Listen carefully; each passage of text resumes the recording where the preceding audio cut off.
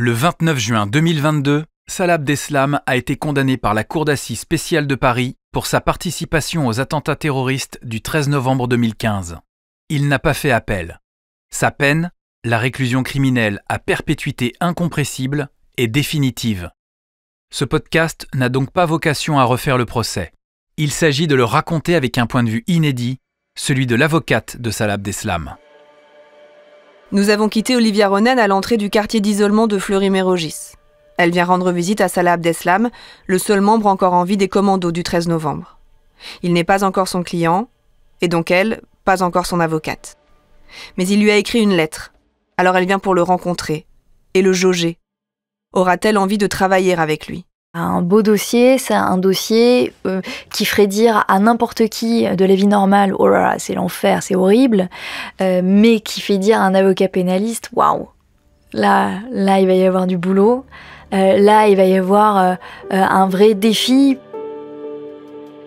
Voilà, alors après, c'est peut-être ambitieux d'essayer de retourner les choses, mais voilà, là, on a envie de mettre les mains dans le cambouis alors que n'importe qui dans la vie civile préférait détourner les yeux. Elle a accepté de nous raconter ce qu'il se passe juste après, quand la porte du parloir s'ouvre. C'est la première fois qu'elle se confie sur ce moment précis. Je m'appelle Noémie Schulz, vous écoutez Le Terroriste, un podcast produit par Europe 1 Studio. Épisode 2, au parloir.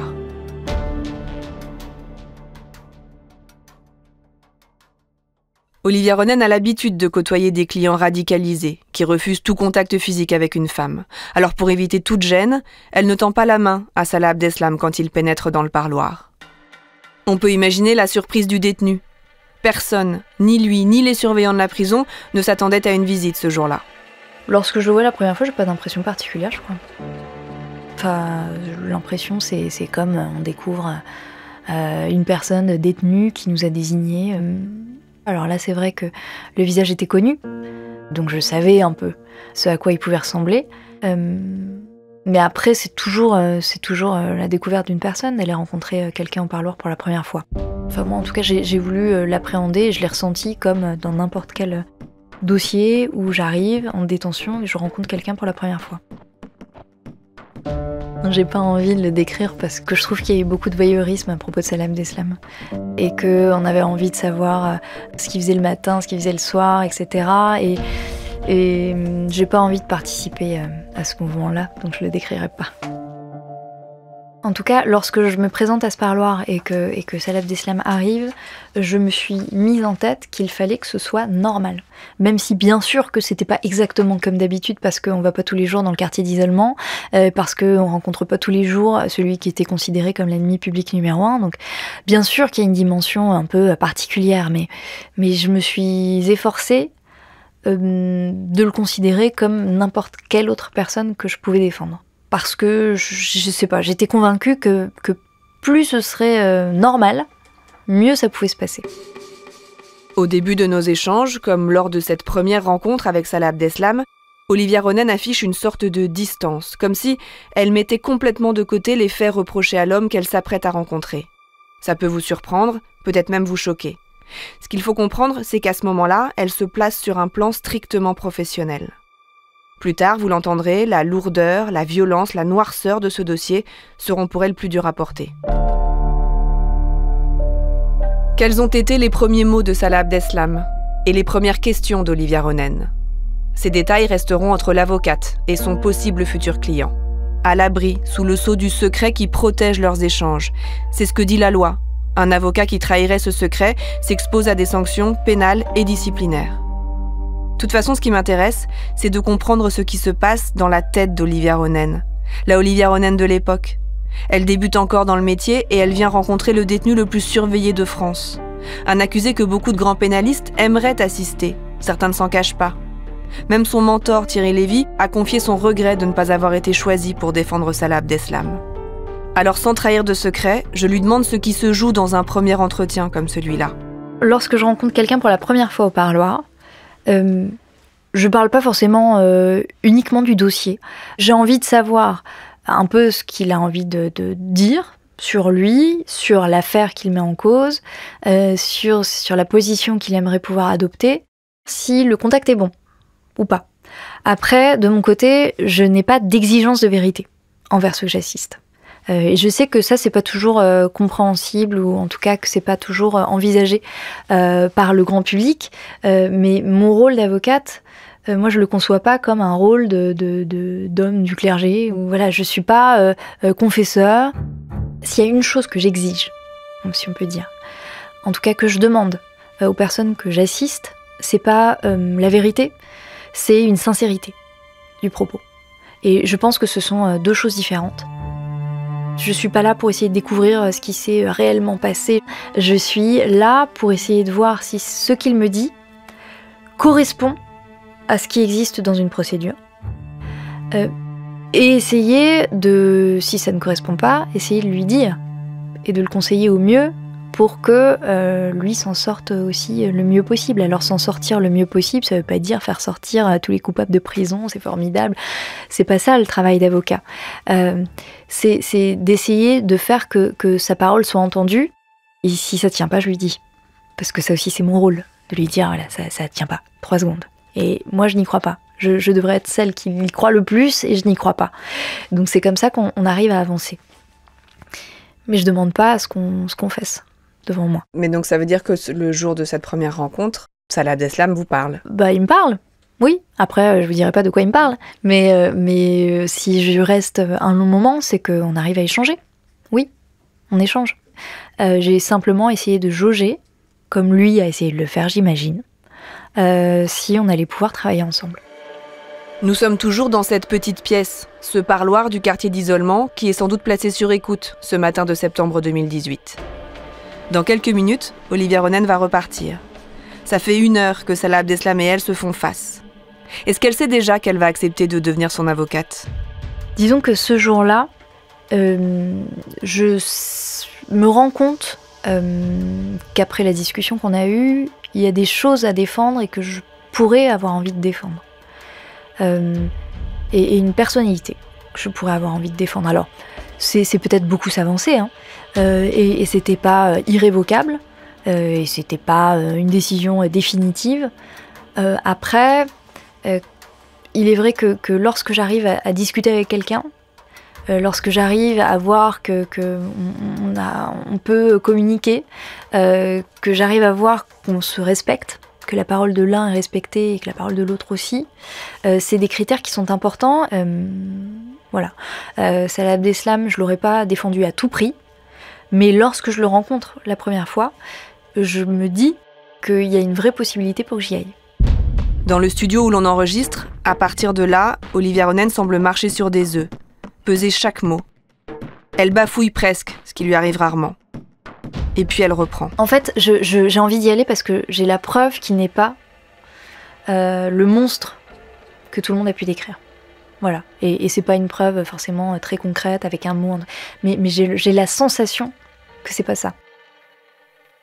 J'entends certains discours qui parfois pourraient essayer de dénier le fait que telle ou telle personne soit humaine parce que les faits qu'on lui reproche paraissent si cruels qu'on aura envie de l'exclure de l'humanité. En fait, non, je pense que les faits, aussi cruels soient-ils, n'ôtent pas la qualité d'humain à qui que ce soit. Et on est tous humains. Et je crois que c'est refuser de penser l'humanité que d'exclure la cruauté qui en fait partie. Donc il est important en fait, si on veut avancer, d'être honnête, un peu sincère, et se dire que l'humanité c'est aussi des trucs terribles. Voilà, donc je sais que c'est pas forcément facile pour l'opinion publique d'associer sensibilité, humanité et ennemi public numéro 1. Et pourtant, moi c'est le genre de choses qui peut me donner envie d'intégrer la défense de quelqu'un et d'aller me battre pour quelqu'un. Olivia Ronen toque à la porte. C'est elle qui met fin au parloir. Les surveillants qui attendaient à l'extérieur récupèrent Salah Abdeslam. Lui retourne dans sa cellule à l'isolement. Elle retraverse la prison. Je vais très longtemps me poser cette question, hein, pourquoi moi, et peut-être que je me la pose encore aujourd'hui, à savoir pourquoi c'est tombé sur moi. Bien sûr que je me questionne parce qu'il est vrai que dans les médias il était décrit comme quelqu'un qui voilà, de très radicalisé. On sait ce que ça peut être, quelqu'un de très radicalisé, et rares sont les personnes. Elle veut pas forcément être défendue par une femme. Donc bien sûr que ça m'interpelle. Et bien sûr que j'ai envie de savoir pourquoi une femme.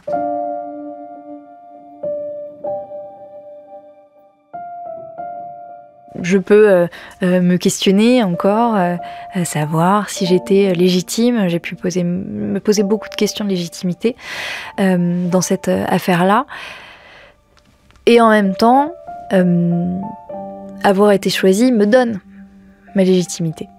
Donc même si j'étais une jeune femme, même si j'avais pas 50 assises au compteur, même si j'avais pas tout ça, je me suis posé des questions, mais je me suis dit que celui qui m'avait choisi savait mieux que moi, peut-être. Et peut-être en savait un peu plus sur ma capacité à gérer un procès comme celui-là que moi. Donc je me suis pas posé 1000 questions, parce que de toute façon j'avais d'autres choses à faire. Je me suis beaucoup questionnée, mais il a fallu mettre ça de côté aussi rapidement. Je ressors de détention, alors évidemment ça prend toujours du temps, donc il me faut 10 minutes au moins pour sortir de tous ces bâtiments et retrouver le chemin du bus. Mais je suis, je crois, un peu bouleversée par ce qui vient de se passer. Alors non pas parce qu'on se dit des choses particulièrement bouleversantes, mais simplement je sais que quelque chose vient de se jouer. Voilà, sans être certaine, sans me dire c'est gagné, c'est super. Non, je me dis pas ça. Par contre, j'ai l'impression que quelque chose d'important s'est passé et que je sais pas ce que ça va donner. Je sais pas si ça fonctionnera, mais j'ai l'impression que ça peut fonctionner et j'ai l'impression que que ça aura potentiellement une influence sur le reste de ma carrière. Forcément, ça a changé une vie. Durant les 2 années qui suivent, Olivia Ronen et Salah Abdeslam échangent très peu, et toujours par courrier. Elle lui rend visite, mais ça reste rare, 1 fois par an, pas plus. Il faut dire qu'elle n'est pas officiellement son avocate, parce que Salah Abdeslam refuse toujours d'être défendue. Alors elle gère ses autres dossiers comme si de rien n'était. Et elle garde ce secret comme une possibilité, pas une certitude. D'ailleurs, elle ne le partage qu'avec quelques intimes, à commencer par Michel, sa mère. En interviewant Olivia Ronen, j'ai vite compris qu'elle occupe une place à part dans la vie de sa petite dernière, y compris dans sa vie d'avocate. Oui, 2e étage. Merci. Alors je suis partie la rencontrer, elle aussi. Nous sommes dans le cabinet d'Olivia Ronen. Mère et fille sont séparées par un petit bureau en bois. Est-ce que vous vous souvenez, est-ce que vous pouvez me raconter la première fois qu'Olivia vous parle du fait qu'elle a été contactée par Salah Abdeslam? Est-ce que vous vous en souvenez? Je m'en souviens très bien. J'ai cru que le ciel me tombait sur la tête, que je comprends pas ce qu'elle veut me dire. Comment est-ce qu'elle peut imaginer défendre Salah Abdeslam? C'est pas possible. Pour moi, ce que j'en sais, c'est l'ennemi public numéro 1. C'est pas possible. Il y a des gens qui sont morts. Je me rappelle du 13 novembre. Je me rappelle de tout cela. Et en fait, c'est pas possible, Lily. Tu peux pas faire ça. Qu'est-ce que vous lui dites? Je dis, c'est pas vrai. Tu as refusé. Et je dis, ah bah non, maman, je fais ce métier. Et c'est pour ça que je fais ce métier. C'est extraordinaire ce qui m'arrive. C'est extraordinaire, oui. Mais difficile à imaginer. Ensuite, c'est sûr que vient se greffer très vite ma peur pour elle. Parce que je pense que l'opinion publique était très très remontée. Et je me demandais comment elle va pouvoir vivre ça et s'en sortir. Et j'avoue avoir croisé les doigts et dire pourvu que ça se fasse pas. Pourvu qu'elle ne le fasse pas, mon Dieu, pourvu que ça ne se fasse pas. Au mois de novembre 2020, Olivia Ronen reçoit un mail du greffe de la Cour d'assises antiterroriste. Il est écrit qu'elle vient d'être désignée comme l'avocate de Salah Abdeslam. Cette fois, c'est officiel. Mais elle n'est pas la seule. Il y a 2 autres noms à côté du sien. Vous savez, je les avais mentionnés dans le premier épisode. Il s'agit toujours de Franck Berton et Sven Marie, 2 ténors du barreau. À l'automne 2016, ils avaient renoncé à défendre Salah Abdeslam. Ils avaient expliqué que c'était à cause de son mutisme. À un peu moins d'1 an de l'ouverture du procès, les voilà de nouveau désignés. À ce stade, ils sont donc 3 avocats pour assurer la défense de Salah Abdeslam. Ça ne va pas durer longtemps. Vous venez d'écouter Le Terroriste, un podcast européen produit par Europe 1 Studio. Réalisation, Christophe Davio avec Clément Ibrahim. Production, Fanny Rascle avec Camille Bichler. Diffusion et rédaction, Lisa Soster. Musique originale, Sandy Lavalard, The Supervision. Je vous donne rendez-vous dès maintenant pour écouter la suite, l'épisode 3, Le Vertige. Il y a eu effectivement un matin où je me suis réveillée et où l'angoisse est montée d'un coup. C'était très spécial parce que en fait, je me suis sentie extrêmement seule face à quelque chose d'immense qui arrivait et qui me dépassait de beaucoup. Et je me suis demandé comment j'allais gérer ça. Le Terroriste est disponible sur toutes les plateformes, ainsi que sur le site et l'application Europe 1. Si vous avez aimé, vous pouvez nous donner un petit coup de pouce en mettant 5 étoiles à ce podcast. Je vous dis à très bientôt.